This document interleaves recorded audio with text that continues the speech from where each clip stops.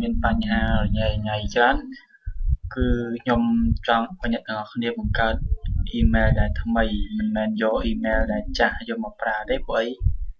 កាលណាយើងប្រើ email ចាស់របស់យើងអាចនឹងលក្ខណៈមួយថាវាអាចនឹងរញ៉េរញ៉ៃពាក់ព័ន្ធនឹងការយើងបង្ហោះវីដេអូពីមុនទៅដល់ពេលយើងបង្កើត Google AdSense ហ្នឹងទៅវាមិនឲ្យយើងបង្កើត account ហ្នឹងបានអញ្ចឹងខ្ញុំសូមរំពរអ្នកទាំងអស់គ្នាបង្កើតនៅ account ថ្មីវិញដែលស្រួល email ថ្មីដែលស្រួលសម្រាប់យើងបង្កើត account ហ្នឹងឥឡូវចាប់តាមអ្នកគ្នាមុនបងនេះគឺយើងបង្កើត email របស់ Google គឺ Gmail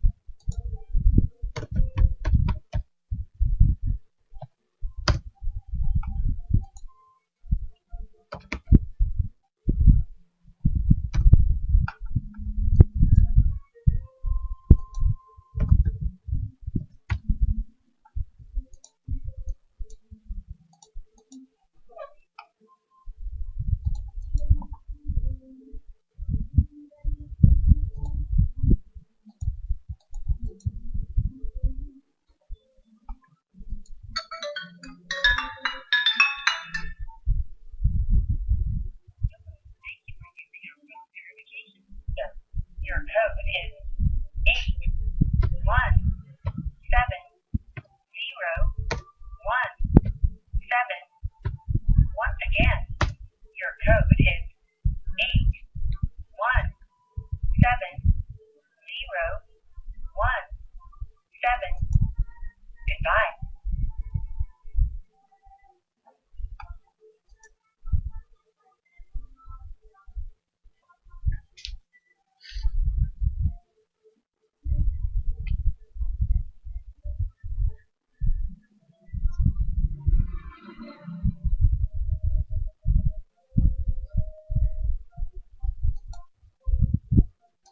ឥឡូវនេះយើងបានបង្កើត Gmail មួយហើយឥឡូវយើងចូលទៅ YouTube ហ្មងទៅកុំឲ្យមកយូរ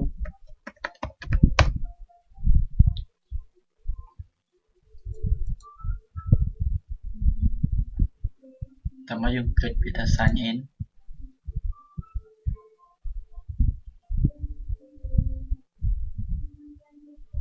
ឥឡូវនេះ you are now registered with YouTube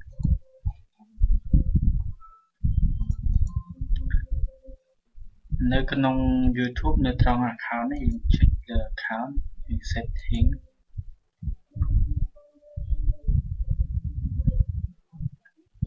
បន្តមកចុចនេះត្រង់ overview account information name សុខហេង111122@gmail.com យើងជ្រើសរើសយកពី create a channel ចុចពីថា continue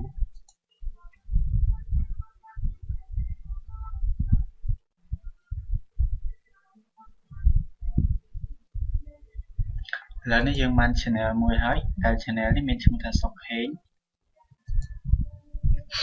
បន្ទាប់ពីបាន channel នេះហើយយើងចូលទៅកន្លែងដដែលចេញយកពាក្យ account ចុច account ណាសុខេង1 3ដើម2នឹងមកហើយចុចទៅ setting យើងយកត្រង់ពាក្យថា view additional feeder នៅត្រង់នេះគឺយើងនឹងឃើញហើយគឺយើងទៅតាម verify វាសិនឥឡូវយើង verify វាសិនមកយើងយក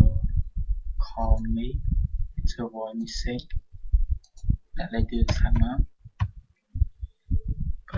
8998 submit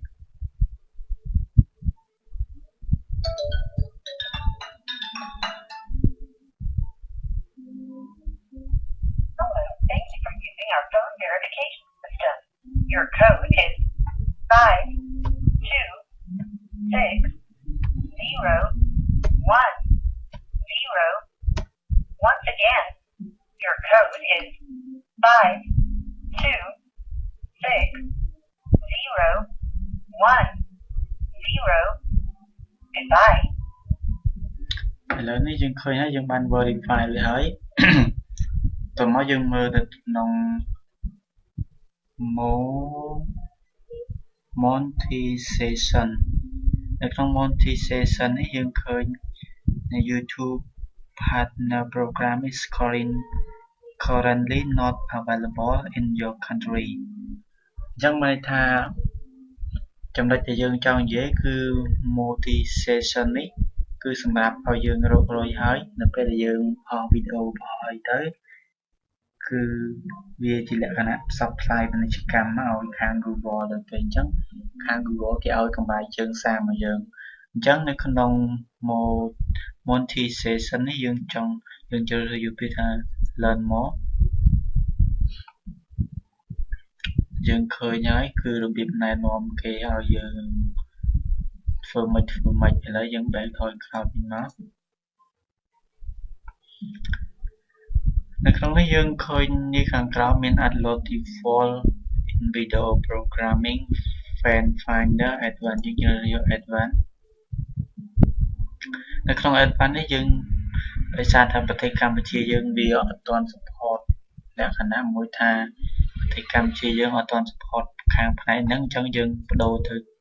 ផ្នែកផ្សេងប្រទេសផ្សេងដែលនៅជិតយើងឬក៏ប្រទេសណាក៏បានដែរស្អាតតែយើងតែខ្ញុំសូមឲ្យអ្នកទាំងអស់គ្នាជ្រើសរើសយកប្រទេសថៃទៅដែលនៅក្បែរយើងស្រាប់យើងយក Thailand អូសំទោស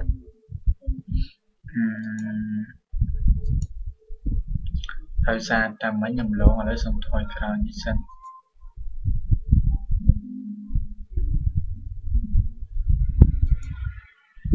ខ្ញុំឡងមិញខ្ញុំឡងកន្លែងនេះនៅក្នុងកន្លែងនេះមិញ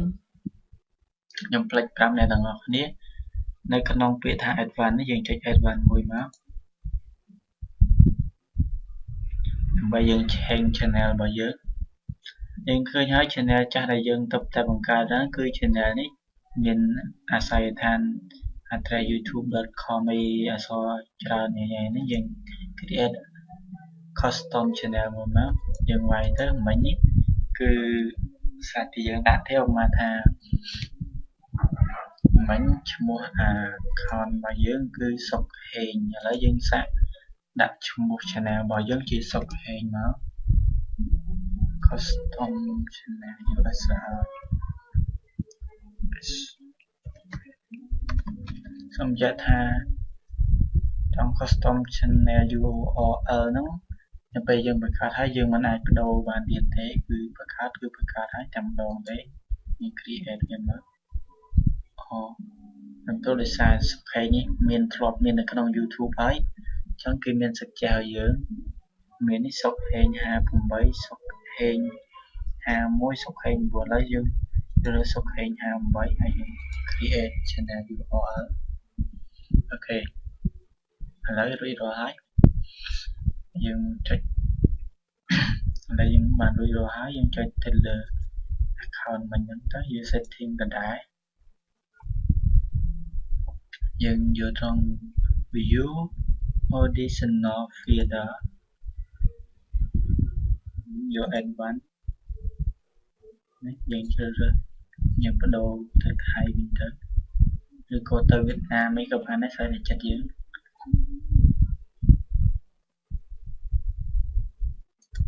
យកថៃមកហើយយើងវាយ channel របស់យើងវិញមក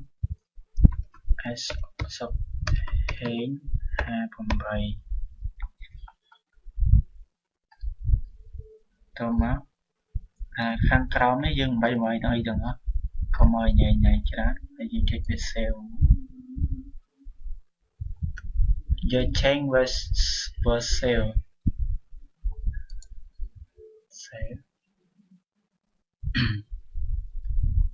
ឥឡូវយើងមកចុចត្រង់ status and feeder នេះម្ដងយើងឃើញហើយគឺមុនហ្នឹងមុននឹងយើងបានចូលកន្លែង L1 ហ្នឹងយើងបានឃើញត្រង់ monetization នេះគឺមាន cloud ខ្មៅអត់មានចេញចឹងទេបន្ទាប់ពីយើងคลิกត្រង់បដូរពីកម្ពុជាយើងទៅថៃហើយយើងបដូរឈ្មោះ channel ដូរអីវាឃើញយើងឲ្យជ្រើសរើសយកពាក្យ enable ហើយយើង enable មកបាទបន្ទាប់ពីយើង enable ហើយយើងឃើញនេះ enable my account យើង enable ទៅយើង take តាមការណែនាំមកគេមកឲ្យ accept ហើយក៏ទៀត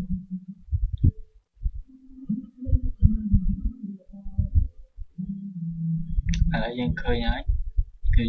0វីដេអូយើងមិនទាន់បាន account របស់យើងទៅបង្កើតបានថ្មីអញ្ចឹងវីដេអូ3មួយយើងមិនទាន់បានផុសដែរឥឡូវយើងបានប៉ុណ្្នឹងហើយយើងចូលទៅ account ម្ដងទៀតចូលកន្លែងម្ដងទៀតត្រង់ view free edition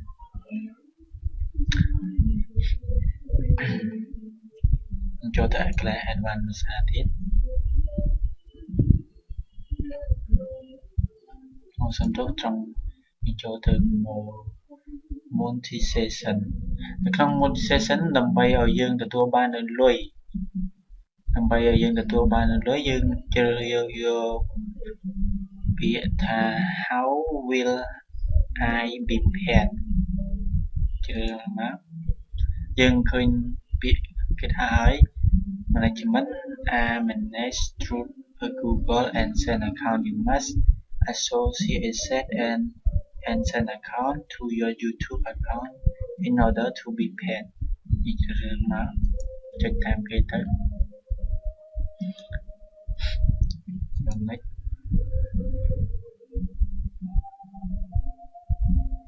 ះកន្លែងនេះយើងពេញ form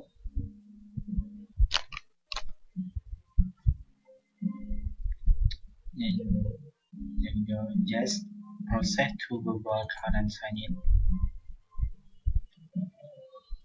យកបាយ password យើងនៅណា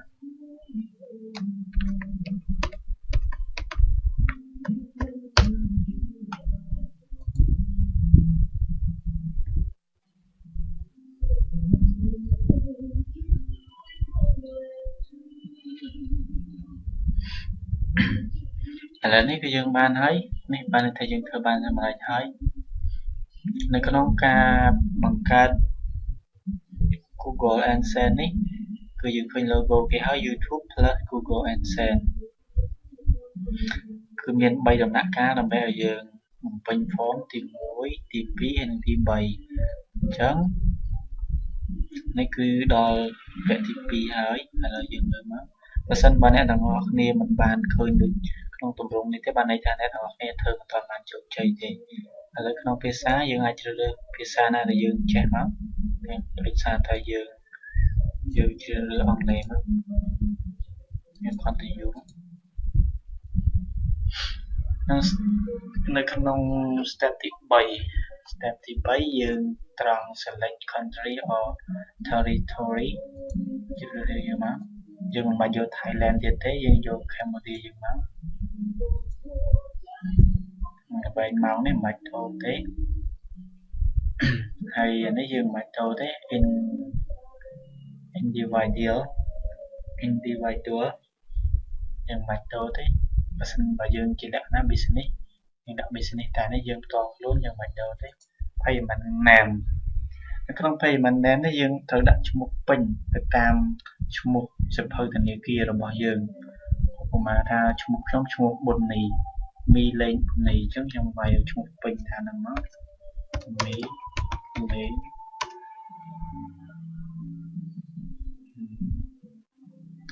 ប៊ុននី street address 8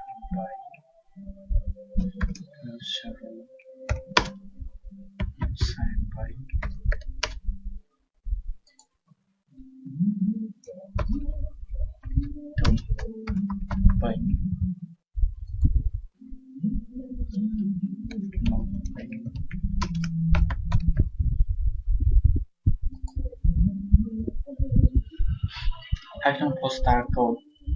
ប្រហែលជាអ្នកទាំងអស់គ្នា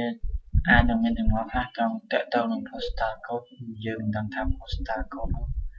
ស្អីគេទេតាមពិតទៅ postal code ហ្នឹងគឺជាលេខកូដប្រៃសណីយ៍របស់យើងនៅក្នុងប្រទេសរបស់យើងឥឡូវយើងឧបមាថាខ្ញុំរស់នៅក្នុងខណ្ឌភ្នំពេញអញ្ចឹងយើងចូលទៅក្នុង Google search វាយពាក្យថា PA ភ្នំពេញ postal code postal code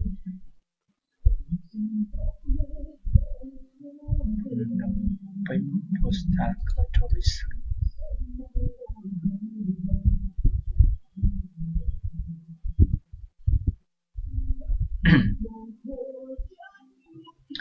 នេះគឺក្នុង website នេះ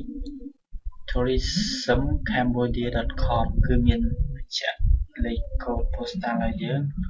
ឥឡូវយើងជ្រើសរើសមកនេះគឺខណ្ឌរបស់ខ្ញុំគឺខណ្ឌភ្នំពេញស្ថិតនៅសង្កាត់សាកដាល2អញ្ចឹងជ្រើសរើសមក1205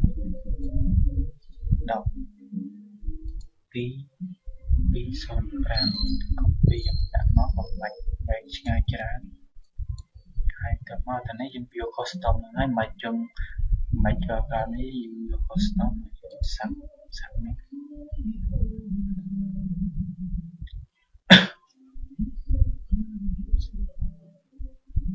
បាទឥឡូវនេះឃើញថាយើងជោគជ័យហើយ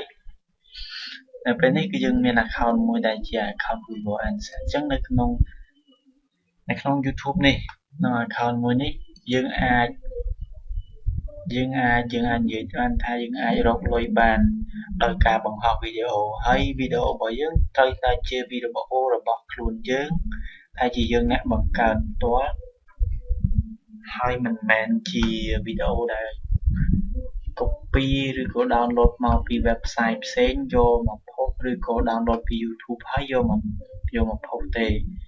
នៅពេលដែលយើងយកវីដេអូចឹងមកផុស Google នឹងមិនឲ្យកម្រៃជើងសារដល់យើងទេអញ្ចឹងហើយយើងត្រូវតែជាវីដេអូដែលយើងបង្កើតឡើងខ្លួនយើងឬក៏ជាវីដេអូដែលយើងកែច្នៃខ្លួនយើងធ្វើម៉េចដែលមិនមែនជាការចម្លងរបស់អ្នកដទៃឥឡូវយើងចង់ដឹងថា account យើងបានហើយមិនបានយើងមើលត្រង់នេះមក status and feeder នឹងឃើញហើយគឺមានការផ្លាស់ប្ដូរហើយដោយសារតែយើងបានផ្លាស់ប្ដូរពី account ធម្មតា email ធម្មតាមកជា email AdSense យើងឃើញហើយខ្ញុំភ្លេចប្រាប់អ្នកនរគ្នាត្រង់ថាយើងអាចបង្កើត Google AdSense នេះបានដើម្បីរកលុយពី YouTube បានលុះត្រាតែចំណុចចង់និយាយថាលុះត្រាតែយើងនៅក្នុងស្ថានភាពមួយដែល account របស់យើងជាពណ៌នេះជាពណ៌យើងអាចនិយាយបានថាជាពណ៌បៃតងមិនមែនជាពណ៌ផ្សេងដែលគេហៅថានេះគឺ good standing ប្រសិនបើយើង account របស់យើងបើកមកនេះត្រង់ status and feeder នេះមកចេញមានពណ៌ផ្សេងដែរគេដាក់អក្សរថា bad standing ឯអាហ្នឹងគឺយើងមិនអាចបង្កើត account នឹងបានទេទាមទារឲ្យយើងធ្វើការបង្កើតថ្មីមួយផ្សេងទៀតហើយឥឡូវយើងឃើញ account យើងទៅបង្កើតទេតែឥឡូវនេះគឺមើល គឺ good standing good standing ហើយ stand ហើយtrong multi session នេះយើងឃើញមានអានេះពីចិត្តចេញពណ៌ខៀវហើយ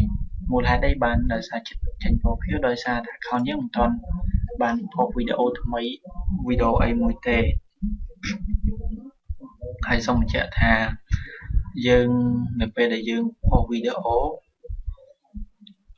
ទោះបីយើងប្រហែលថាយើងបង្កើតថ្ងៃនេះហើយយើងបង្ហោះថ្ងៃនេះក៏អត់ទាន់បានកម្រៃយើងសារដែរលុះត្រាតែ account នេះបានបង្កើតរយៈពេលចាប់ពីរាប់ពីថ្ងៃនេះទៅរហូតដល់មួយអាទិត្យក្រោយបាន account នឹងចាប់ដើមដំណើរការមិនមែនមានន័យថា account នេះបង្កើតបរាជ័យទេគឺបង្កើតបានជោគជ័យហើយប៉ុន្តែខាង Google គេទាមទារគឺលក្ខខណ្ឌអញ្ចឹងគឺតាមមួយអាទិត្យក្រោយពេលបង្កើតបានអាចដំណើរការកម្រៃជើងសារនឹងបានអញ្ចឹងខ្ញុំនឹងឃើញថាអ្នកទាំងអស់គ្នានឹងជោគជ័យដូចខ្ញុំបានធ្វើអរគុណលោកអ្នកដែលបានទស្សនាវីដេអូនេះហើយកុំភ្លេច Subscribe ទៅកាន់ Channel YouTube របស់ខ្ញុំដើម្បីទទួលបានអ្វីៗដែលថ្មីដែលខ្ញុំចែករំលែកអ្នកនរគ្នាសូមបញ្ជាក់ថារបៀបបង្កើតនេះគឺមានអ្នកខ្លះគេរហូតដល់បើកសាលាបង្រៀនដើម្បីយកលុយអីតែនេះខ្ញុំចែកចាយជូនអ្នកនរគ្នាទាំងដោយមិនគិតអីទេ សម្រាប់អ្នកដែលបង្កើតទៅជួបបញ្ហាត្រង់នេះត្រង់នោះអាច comment ពីក្រោមវីដេអូហើយខ្ញុំនឹងផ្ដល់នៅចម្លើយតាមថាខ្ញុំអាចធ្វើទៅបានតាមពេលវេលាដែលខ្ញុំមានខ្ញុំនឹងផ្ដល់ចម្លើយជូនភ្លាមឬក៏ពេលណាដែលខ្ញុំទំនេរខ្ញុំនឹងផ្ដល់ចម្លើយជូនអរគុណជម្រាបលាអ្នកទាំងអស់គ្នា